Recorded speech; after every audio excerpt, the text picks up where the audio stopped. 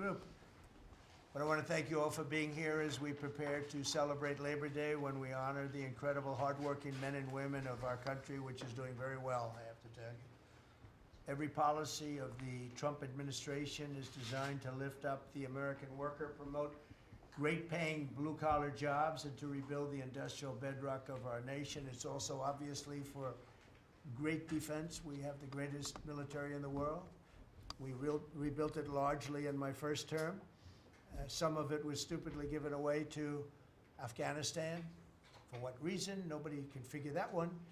But it was still a relatively small amount of what, if you compare.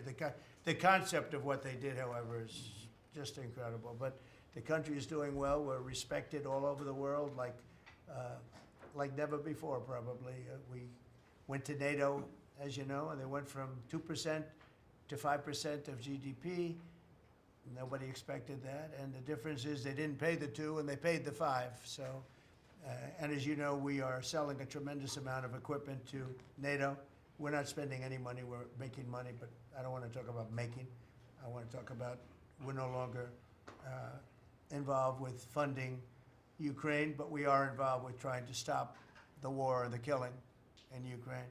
So we're selling missiles and military equipment, millions and millions, and ultimately billions of dollars to the NATO people, where I'm very friendly and we have a great relationship. But that was an amazing trip.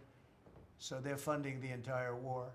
We're not funding anything. I think it's an important point to make, because a lot of people don't understand that. And we will continue to do that, and we're trying to get as much as we can for them. They want the American product. The American military product is by far the best in the world, and that's what they want to get. They have lots of options, but that's what they want to get. So the factories are doubling up and tripling up, where they make the Patriots and other really, you could say, defense and offensive weapons.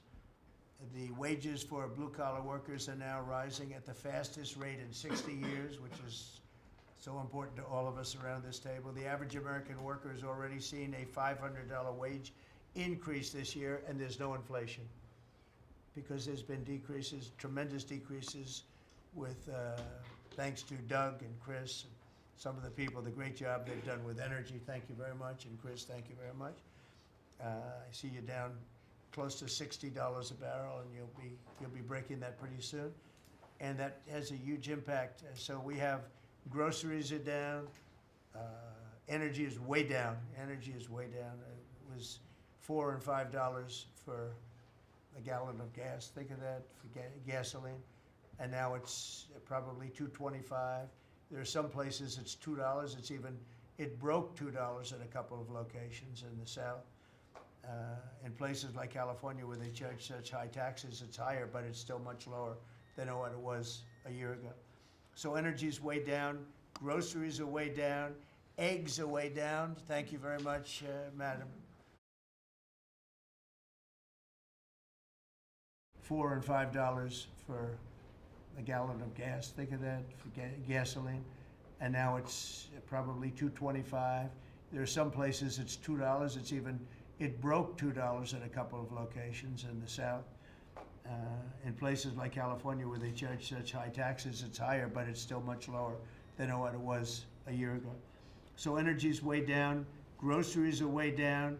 Eggs are way down. Thank you very much, Madam Secretary. You've done a great job. Appreciate it. When we came in, the eggs were through the roof. They were 4 times higher than they've ever been. And my first question from you people, well, what are you going to do with eggs? I said, what's the problem with eggs? That was caused by Biden or whoever.